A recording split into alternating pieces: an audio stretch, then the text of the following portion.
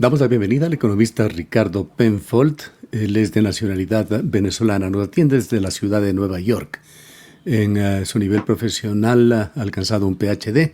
Es especialista en temas de deudas de mercados emergentes. Trabaja para Seaport Global, una firma de broker. Trabajó anteriormente en Goldman Sachs como economista de portafolio, gerente de mercados emergentes. Ricardo, un placer tenerte en Antena 1. Quisiéramos analizar un poco lo que está sucediendo en el mundo, en América Latina y Ecuador. Partamos de la situación global, esa política comercial bastante incoherente de Donald Trump, incluso después de haber dado parcialmente marcha atrás el día de ayer. Lo importante es conocer cómo miras tú la situación. Gustavo, muchas gracias por invitarme al programa y muchas gracias Antena 1. Con mucha preocupación, porque el cambio que está teniendo la administración Trump en cuanto a, sobre todo la parte de comercio internacional, es bastante radical. Vimos cómo reaccionaron los mercados y sobre todo el mercado de bonos, que fue, creo que ayer asustó a la Casa Blanca cuando vimos las tasas de los bonos del Tesoro americano subiendo, cuando generalmente cuando se vislumbra una recesión global o en Estados Unidos y riesgo global, tienes lo que llaman aquí en Estados Unidos un flight to quality. Los inversionistas se van a los activos más seguros, que generalmente es el bono del Tesoro americano. En este caso no sucedió eso, y creo que eso asustó al gobierno americano y aumentó las probabilidades de que hubiera mayor efecto sobre el sector financiero y por tanto sobre la economía americana, y los obligó digamos, a revertir un poco las políticas comerciales. Siguen teniendo un arancel del 10% a todo el mundo, con la excepción a China, que se lo aumentaron a 125. Y estamos en medio de una guerra comercial, a nivel, yo te diría que a nivel mundial, y preocupación en cuanto a las políticas económicas del gobierno americano. Y esto es una política muy parecida a lo que está haciendo con las universidades americanas. O sea, es un enfrentamiento. Lo ves con las universidades americanas, los amenazan a quitarles fondos si no hacen lo que ellos quieren. Están haciendo exactamente lo mismo con el resto de los países de otras partes del mundo. A lo mejor no le falta razón que hay muchos aranceles, no aranceles, sino medidas que no arancelarias, que dificultan el comercio de bienes de Estados Unidos hacia esos países, pero no parece que esta es la manera idónea de enfrentar esos países. Y también es curioso que el gobierno americano se enfoca más que todo en bienes y no bienes y servicios, cuando habla de la balanza comercial, de la balanza de bienes y no la balanza de servicios. Y Estados Unidos es una economía de servicios financieros, inteligencia artificial, y habla también de un país que está colapsado, pero es un país colapsado raro, que es un país colapsado e innovador. O sea, toda la parte de inteligencia artificial, esta revolución que estamos viviendo, está viniendo de los Estados Unidos. Entonces es muy curioso, y quizás políticamente no es, porque a fin de cuentas Trump le habla al elector que perdió el empleo en las industrias manufactureras, y si has tenido una migración del sector manufacturero al sector servicio, pero es natural, creo yo, en un país de alta productividad y de inversión en el capital humano como Estados Unidos. Ahora, Donald Trump tiene confundido al mundo, nos tiene confundidos a todos, a nosotros. ¿Han podido vislumbrar estrategas como ustedes, estudiosos permanentes de la materia de Seaport Global, de Goldman Sachs, etcétera? ¿Cuáles son los propósitos de Trump en los dos temas? En el tema de los aranceles también toquemos colateralmente el tema de las universidades. ¿Qué es lo que pretende Donald Trump, haciendo un esfuerzo por tratar de pensar con empatía con el presidente norteamericano? Yo no soy analista político, entonces yo creo, Gustavo, que daría un desfavor contestándote Bueno, esa pregunta, me refiero a temas económicos. ¿Qué es lo que pretende? O sea, como analista en mercados emergentes, tú siempre pensabas que la política americana iba a ser una política relativamente sensata, estable. Tú, sin mayores altibajos, y los hubo, pero las reacciones fueron normales cuando tuvimos la crisis financiera del 2008.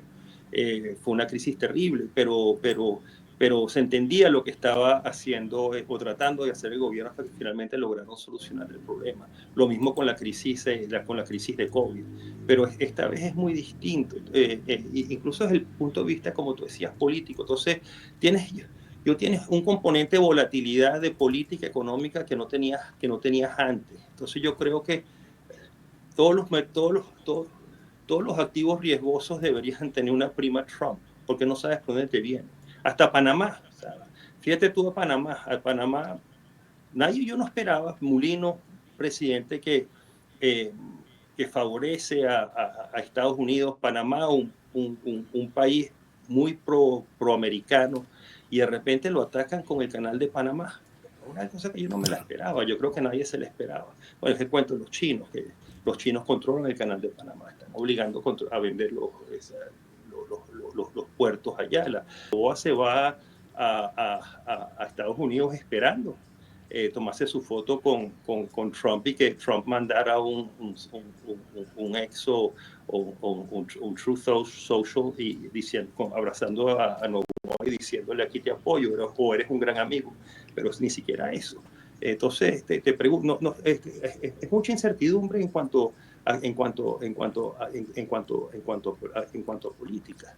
Y esta crisis con China, esta crisis comercial con China es muy peligrosa para los mercados emergentes. O sea, mira el precio del petróleo donde está. El precio del petróleo se desplomó. Para un país como Ecuador eso es una tragedia. China consume creo que como 14% del petróleo mundial. Entonces, una desaceleración en China. Y China viene cojeando, pues tiene problemas de sobreendeudamiento y digamos la única pata que estaba medio funcionando en China era el comercio internacional, y aquí la estás afectando. 14% de las exportaciones chinas van a Estados Unidos. Entonces esto puede tener un impacto en crecimiento en China y va a impactar a mercados emergentes por medio de precios de materias primas, y ya lo estás viendo. Y todo esto te agarra en momentos donde los mercados emergentes vienen de un nivel de endeudamiento bastante alto producto de COVID. Trasladándonos a aproximadamente 8 años atrás, cuando Donald Trump se posicionaba por primera ocasión como presidente de los Estados Unidos, recordamos una portada, me parece que fue de la revista The Economist, en la cual aparecía Donald Trump manejando un pequeño carro chocón, como le decimos acá en Ecuador, y ese era los Estados Unidos de ese vehículo. ¿Sigue Donald Trump haciendo alarde de su poder, del enorme triunfo político que tuvo en los Estados Unidos? Y al mismo tiempo, con ese poder, ¿tiene él conciencia de que está sustituyendo las relaciones comerciales estables que le ha costado a los Estados Unidos tras la guerra mundial, en la posguerra, construir por más de medio siglo políticas comerciales con apertura al mundo, para cambiarlas hoy por políticas que suenan más a caprichosas y arbitrarias? Pero no solo en la parte comercial, sino en la parte de seguridad internacional también. Mira lo que está pasando con la OTAN. A lo mejor sí han tenido que haber cambios, pero es la manera de hacer los cambios. Y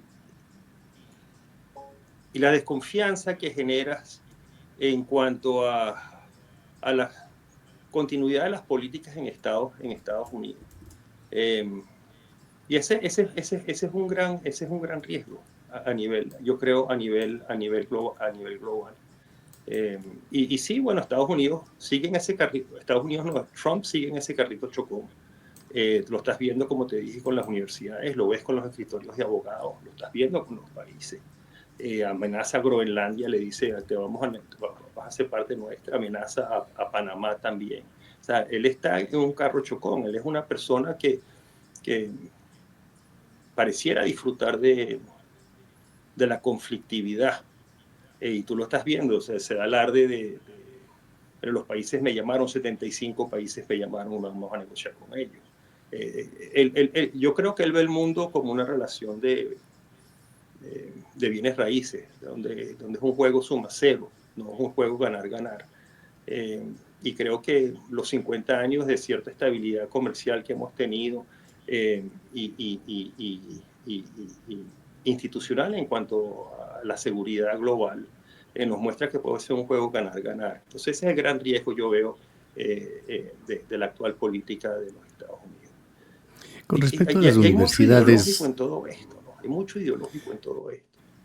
Sí, sobre las universidades te quería preguntar, que es un tema sumamente intrigante. Las universidades son centros de pensamiento universal. ¿Qué es lo que persigue? Pues nos ha recordado más bien aquel libro 1984 de George Orwell, en el cual se daban ciertos mecanismos para controlar incluso el pensamiento y reescribir la historia. Mira, te recomiendo que veas un podcast que hace el New York Times, creo que se llama The Interview, y le hace una entrevista al presidente de Princeton. Y él aquí es muy claro en el impacto que puede tener esto. Más el hecho y el impacto que va a tener, que puede tener en crecimiento a largo plazo sobre Estados Unidos puede ser importante, porque estás quitando fondos. El gobierno es muy importante en fondear inversiones de investigación que son de muy largo plazo, y que el sector privado, por su horizonte de menor plazo, no las acomete. Y esas tienen repercusiones importantes sobre el capital humano y sobre el crecimiento económico en Estados Unidos. Entonces, desde el punto de vista económico, ese es un gran riesgo. Ahora, te recomiendo que veas esa entrevista, pero sí preocupa. O sea, ellos hablan del antisemitismo, que quieren controlarlo, y tiene toda la razón. Eso no debería existir. O sea, no debería existir una discriminación contra ninguna raza, ninguna religión. Pero pareciera que está yendo más allá, que quiere hasta controlar los currículum de las universidades. Incluso a quienes aceptan y a quienes no aceptan. Te estoy hablando de lo que estoy escuchando y lo que estoy leyendo. No soy experto en ese tema. Claro, y el antisemitismo ocupa un lugar, digamos, estelar dentro de este marco de discusión ya política, geoglobal en los Estados Unidos, y está la contraparte, esa imagen que arroja con su asociación con Israel y lo que está pasando en Gaza. Pero no nos vamos a quedar allí. Hoy estamos para hablar de economía más, Ricardo, y quisiera preguntarte, ¿qué efectos está teniendo? ¿Qué pasa el día de hoy en las bolsas tras esta alzada, diríamos, del freno de mano que por el momento ha puesto Trump? Bueno, las bolsas hoy están cayendo. Entonces, porque tiene un aumento en los aranceles a China. O sea, China es la segunda economía o tercera, si incluyes a la Unión Europea como un país, como un bloque del mundo. Y una desaceleración en China, y China ya viene débil, como te decía antes, una desaceleración en China te va a afectar negativamente el crecimiento mundial, y te lo está reflejando las bolsas, te lo está reflejando los precios de las materias primas. Y creo que ese va a ser el principal mecanismo por el cual los mercados emergentes se van a ver afectados. Y ahorita también, que es importante, los mercados de capitales están cerrados. Entonces, emitir deuda externa ahorita es imposible para casi todos los países de mercados emergentes. Los que puedan se van a aguantar. Y eso es un problema para los mercados emergentes, y esto ojalá se resuelva pronto. ¿Qué efectos podemos esperar en Latinoamérica? En Latinoamérica, caída de los precios de las materias primas que estás viendo ahorita, con excepción del oro. Entonces, los países que están produciendo oro se van a ver beneficiados. Países que dependen de petróleo se van a ver perjudicados. Cobre no queda tan claro, pero da la impresión también que va a ir por la misma. Entonces va a ser menor crecimiento, vas a tener unos déficits fiscales mayores, unas balanzas de pago más débiles. Entonces va a ser difícil, ¿no? Y acercándonos un poco más, ¿qué pasaría en Ecuador? Ecuador que tiene una relación muy directa de su economía con el petróleo, que es uno de los pilares de su economía, que produce oro, mucho oro más cobre. Cobre, y cobre. metales, exactamente, la minería. Pero, En Ecuador se desempeña además en dos carriles, uno absolutamente informal fuera de control del Estado, en el cual incluso están interviniendo mafias, y otro controlado, diríamos que parcialmente por el Estado. o sea, Ecuador arranca el 2024, arranca el 2025, perdón, termina el 2024 con una posición muy favorable. Es más, yo creo que es la posición más sólida que he visto Ecuador quizás en los últimos 10 años. Tienes un superávit en cuenta comercial de casi 6 puntos del PIB, las reservas internacionales venían aumentando, están en términos relativos a donde deberían estar o están países parecidos a Ecuador, niveles bajos, pero vienen aumentando de manera importante, y has tenido una consolidación fiscal importante al punto que el sector público no financiero cerró con un superávit primario de creo que 1.2 puntos del PIB en el 2024. Eso nunca visto. Después tienes una muy buena relación con el Fondo Monetario, estás negociando una facilidad de 1.300 millones de dólares, que no necesita, tienes no tienes condicionalidad en cuanto a aumentar impuestos o ajustar gasto público. La condicionalidad es más en tomar medidas que te permitan ser un país más resiliente a shocks climáticos. Entonces, desde ese punto de vista se ve un Ecuador que va bien encaminado y en una posición relativamente fuerte. El riesgo Es decir que, es decir que Daniel Noboa, a pesar de todos los grandes problemas que tiene, de esa crisis fiscal que se refleja en un importante déficit fiscal que se lo va acarreando año a año del orden de 5.000 millones de dólares, de esa economía que la vemos nosotros desde adentro tambaleando, ha cumplido con su deber en este año y medio de poder. Sí, yo creo que, o sea, Daniel Noboa, cuando gana la presidencia, yo creo que él ni siquiera consideró lo delicado de la situación económica del país. Y lo ves un poco con el nombramiento del ministro de Finanzas, que cuando viene a Nueva York y se entrevistaron con Noboa, el ministro de Finanzas, el mercado dijo, wow, esto no está bien. Y cambió de rumbo ¿Se Noboa. refiere al ministro Vega? Y trajo a Vega, que Vega hizo una gran labor y fue un gran comunicador. La manera que yo veía que Vega le comunicaba al país la necesidad de ajustar fiscalmente, la necesidad de aumentar el IVA, yo estaba impresionado. Y Vega hizo un gran trabajo. Y hay que darle crédito al presidente que tenía a Vega allí y apoyó a Vega en aumentar el IVA al 15%. Hay que darle crédito al presidente por eso. Y sí, lo hizo relativamente bien. Lo que le queda ahora a Ecuador es pasar reformas que crezca Ecuador. Y hablamos del sector minero. El sector minero transformó la balanza de pago ecuatoriana. Y yo creo y Ecuador entiendo que tiene un potencial brutal en minería y debería seguir buscando explotarlo. Y si tú ves la balanza de pago, las exportaciones ecuatorianas, se han diversificado un montón. La parte agrícola pasa a ser muy importante, no solo... y la parte camarolera siempre ha estado allí, no solo son los cambures o plátanos, no sé cómo lo dicen ustedes, nosotros en Venezuela le decimos cambur, pero tienes el cacao, o sea, tienes nuevas exportaciones de frutas que están creciendo. Entonces, Ecuador se ha diversificado un montón desde el punto de vista de exportaciones, lo cual es bastante positivo. Y tú hablaste de oro, o sea, las exportaciones de oro el año pasado creo fueron de $1.000 millones de dólares y fueron de 100 y pico en el 2019. Lo mismo con las exportaciones de cobre y oro y petróleo generalmente están negativamente correlacionados. Entonces, desde el punto de vista, incluso si tú pensarías en un portafolio de exportaciones, eso es lo que tú quieres, pues estás haciendo una especie de cobertura, una especie de hedge de las exportaciones que tienes. Yo creo que Ecuador tiene un gran potencial y tienen que enfocarse en crecer, en pasar políticas que crezcan. Hablan de la seguridad social, la necesidad de reformar la seguridad social. La mejor reforma de la seguridad social que va a tener Ecuador es una reforma laboral que aumente el mercado formal. O sea, tú tienes 58% de la población está en la población laboral está en el mercado informal. Si tú lo reduces a la mitad, esa gente va a estar cotizando la seguridad social y el problema de la seguridad social de flujo de caja va a mejorar brutalmente. Entonces, yo creo que Ecuador tiene que empezar a pensar, el presidente y su equipo económico tienen que empezar a pensar de esa manera. Y el país, y educar al país de esa necesidad.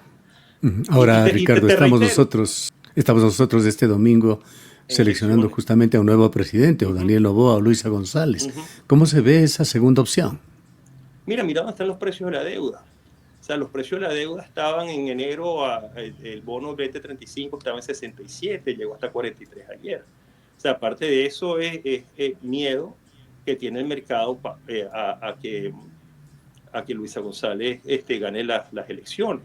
Luisa ha hablado de reducir el IVA al 12%. Tú, como mencionaste, tienes un problema fiscal. Sí, ha mejorado, pero tienes que mantener el IVA al 15%. De Después utilizar tiene, la Reserva Internacional es uno de los a temas eso más iba. Entonces, controversiales. habla de las reservas, aunque ella no lo ha hecho, entiendo que ella no lo ha hecho directamente, sino más gente ligada a Lo han ella. hecho coidearios suyos, pero Ajá, coidearios importantes. ok, pero no ella directamente. Entonces, tuviste esa entrevista de Correa con Patiño. Eh, y esas dos medidas van a obligar al Fondo Monetario Internacional a decir, ¿sabes qué? No hay más desembolso.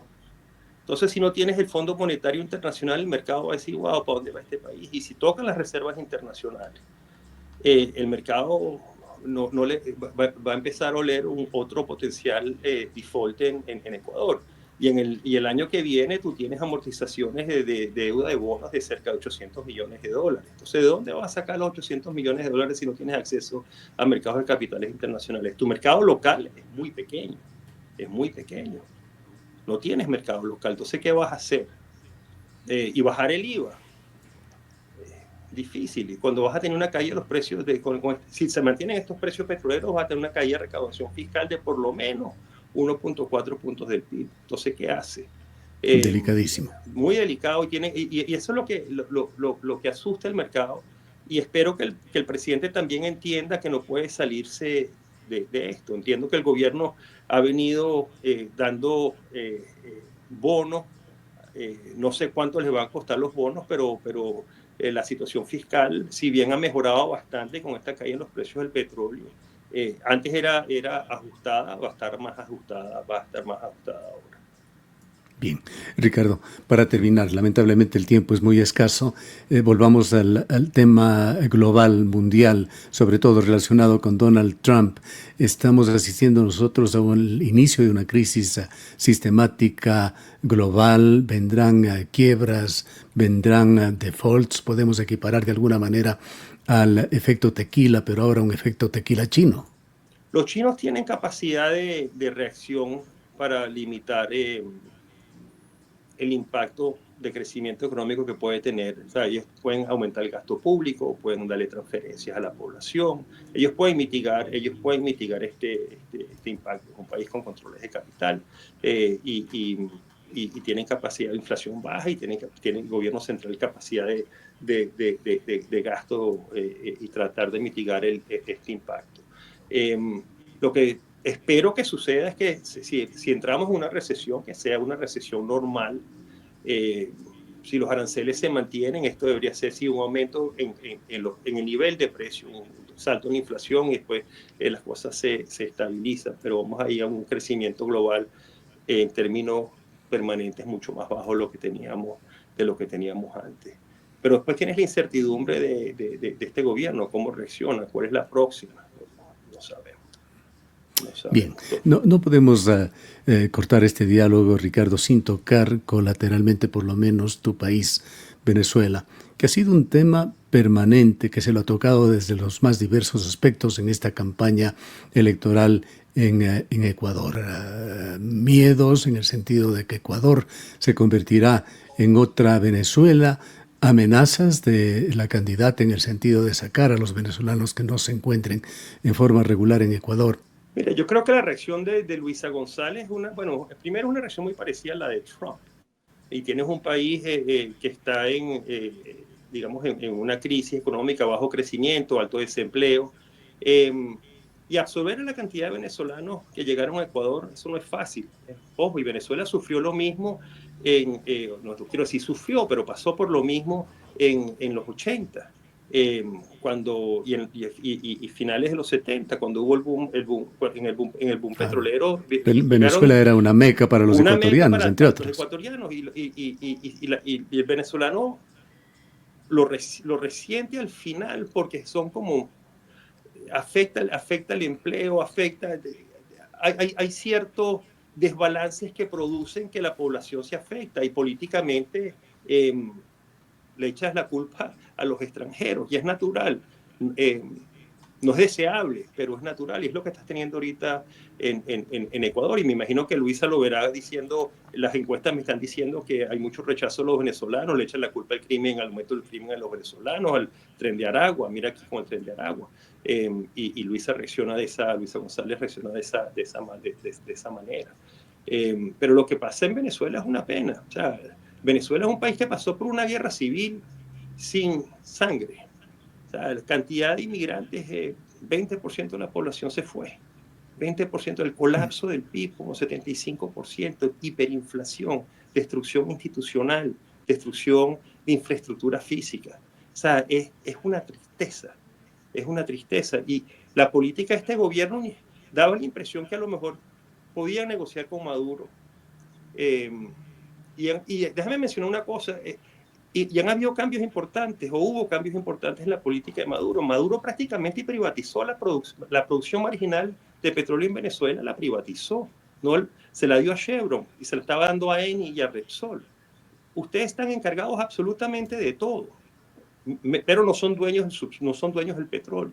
Me pagan dividendos, no están pagándoles dividendos, pero me pagan impuestos, y produzcan ustedes lo que tienen que producir. Y eso es lo que estaban haciendo.